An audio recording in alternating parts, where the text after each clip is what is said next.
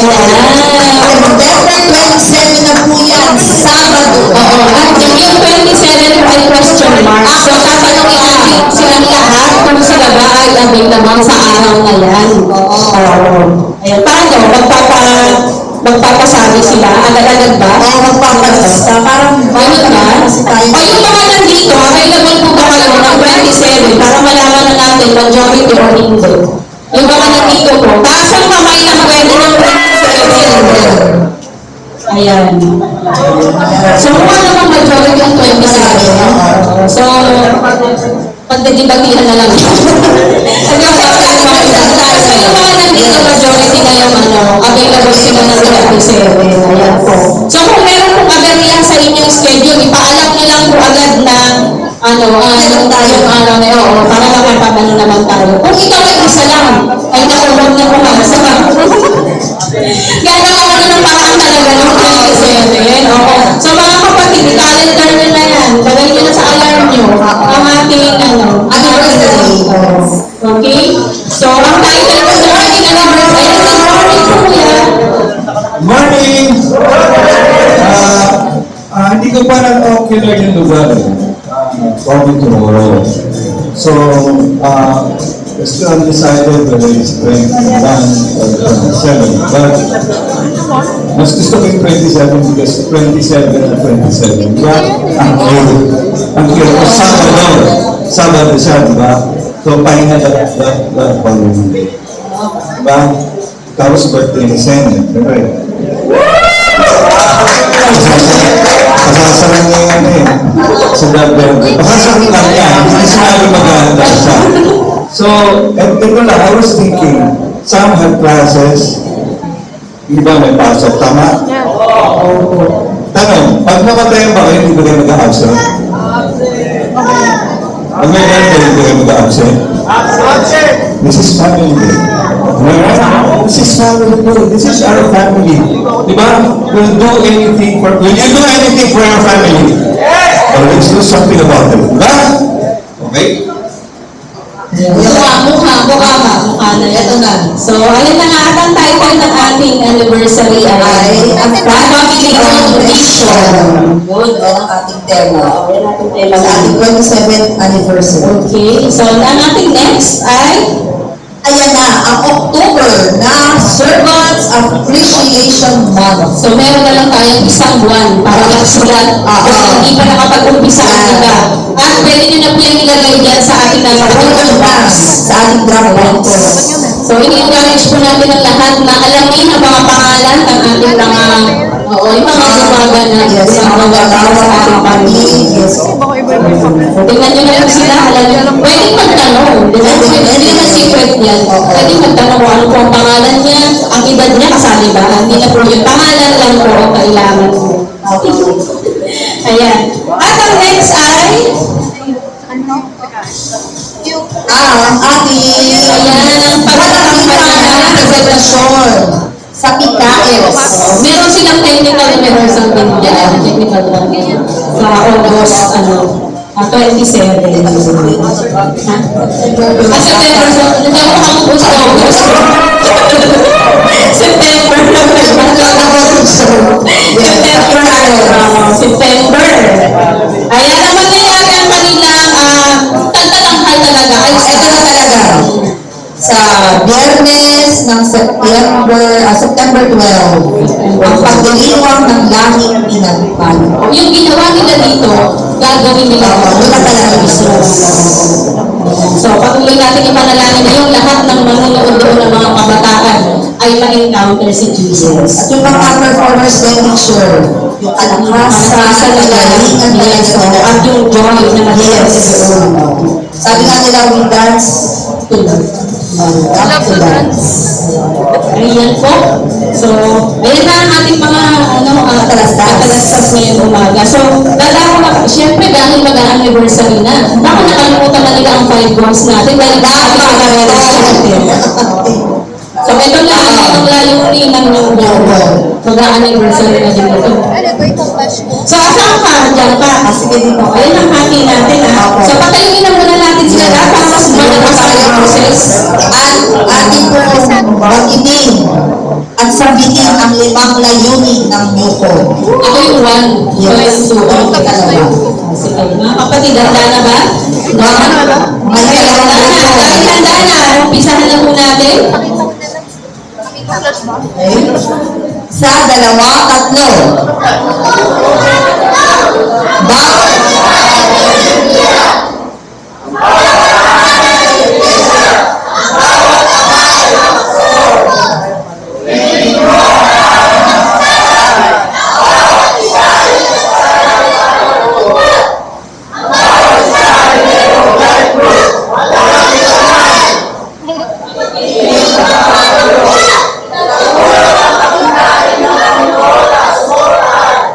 Yan.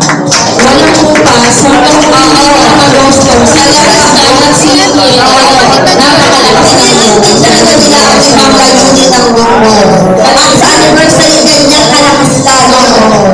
So, pati katawan nila kaya kasi marami silang gagawin yan. At dapat tayo magpatuloy dito. Narito na, para sa mensahe ngayong umaga mga kapatid, sorry po natin ang pagkakinig dahil nakakapag sa kami ng mga gabi. Yes. Pagkabigyan mo kung medyo inalayin. Yung muna. So, para sa mensahe ngayong umaga, narito na po ang ating Bishop Robert. Well, bana.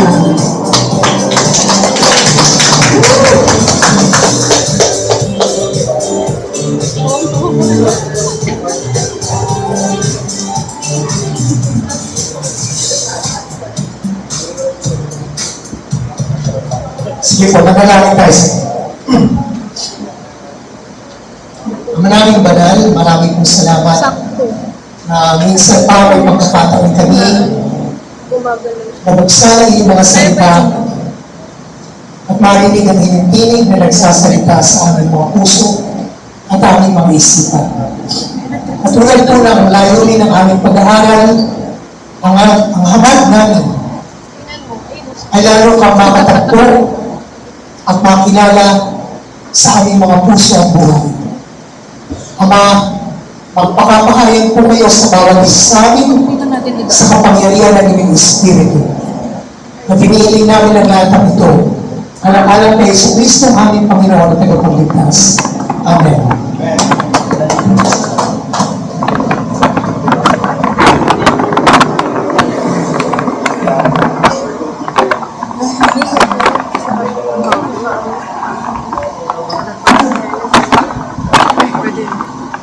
So, hilingan ko po kayo na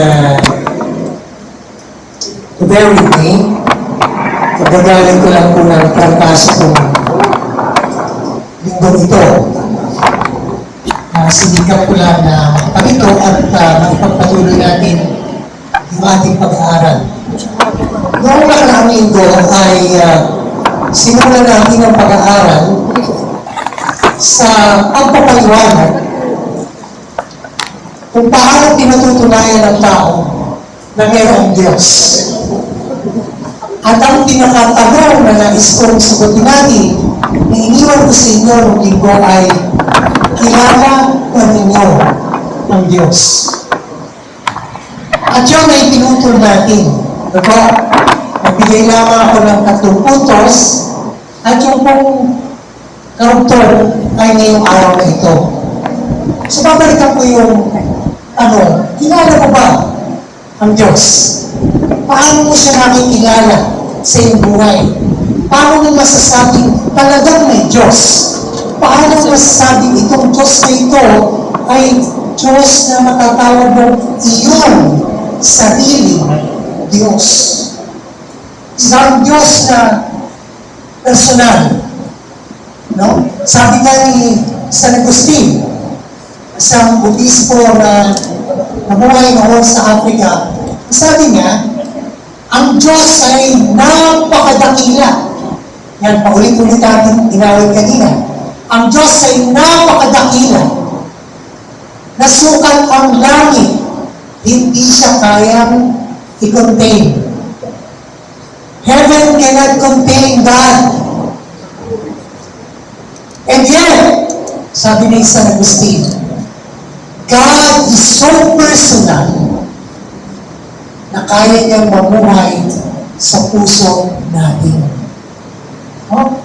So, napakalaking stand, napakalaki ng Diyos, napakadakila ng Diyos. Walang pwedeng kumulong sa Kanya.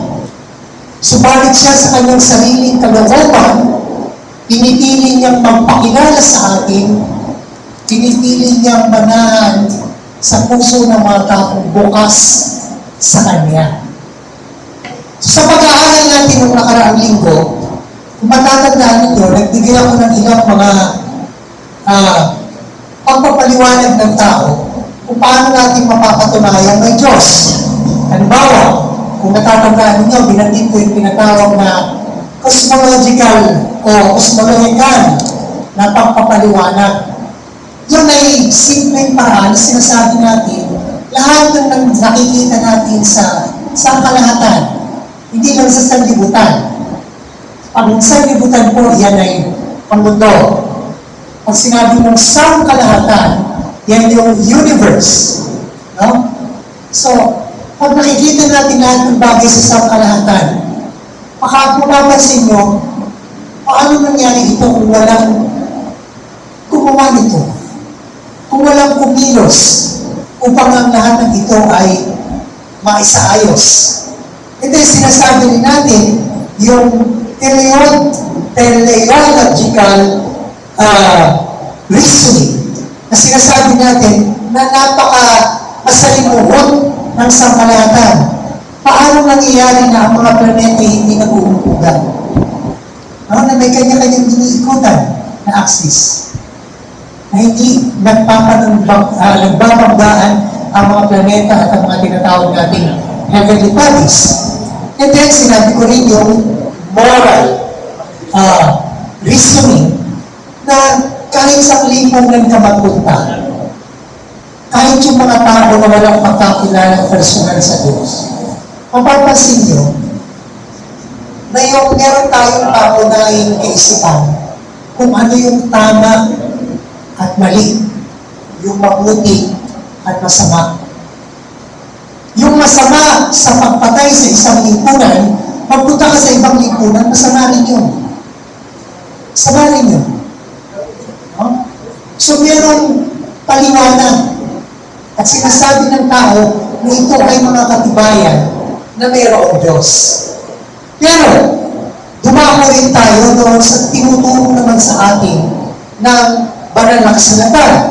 Sinasabi natin yung tanda ng kalikasan. Paano tayo nakahihinga? No? Kung paano merong araw na sumisikat sa bawat umaga, kung paano paggabi, dumidilim, at tayo ay nakapagpapahinga. Ang lahat ng ito'y tanda kung paano mga bundok at ang mga moral ay nabuo, kung paano ang mga halaman ay nagkaroon. Sa lahat, sa paniniwala na ang tao ay nanggaling sa isang cellula. Tatandaan niyo, sinabi ko nakaraang linggo, alam na naman ka kung ikaw ay isang cellula na pinubuan lang ng mukha. No? Kaya ka nabuo. Hanggang sa pinubuan ka na ng tenga. E paano kung yung isang tenga lang ang tumubo, yung isa wala pa? So, ang tawag natin sa English yan, absurd.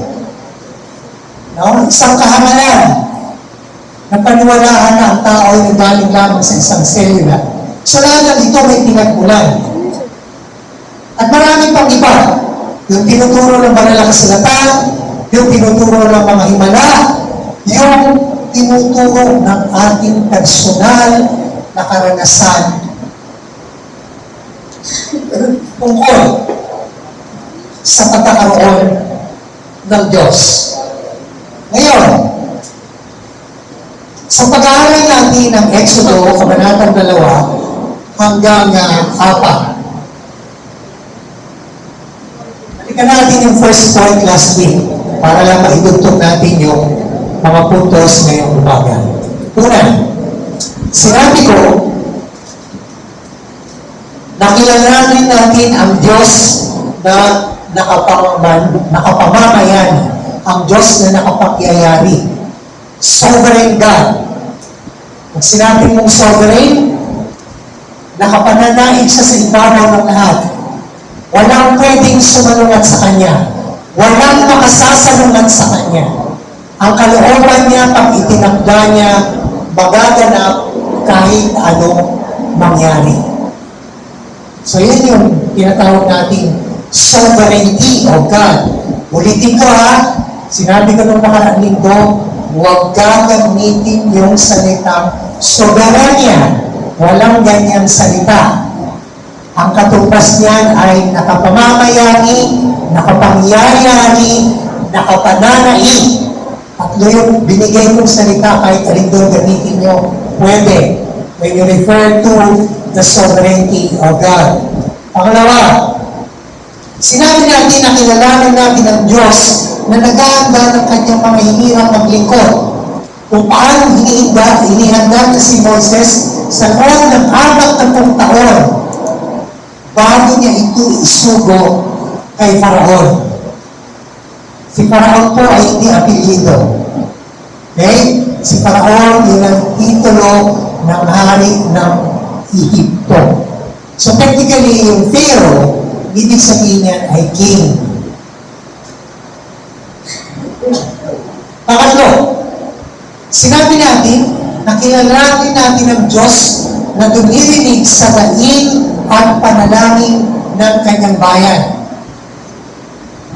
Natutuwa natin nung nakaraan linggo na itong Diyos na ito hindi bingi. Hindi tingkaw. Pag sinabi yung tingkaw, yung maluktot ang kamay, na hindi niya kayang abutin ng tao kung ano ang kalalagayan natin sa buhay.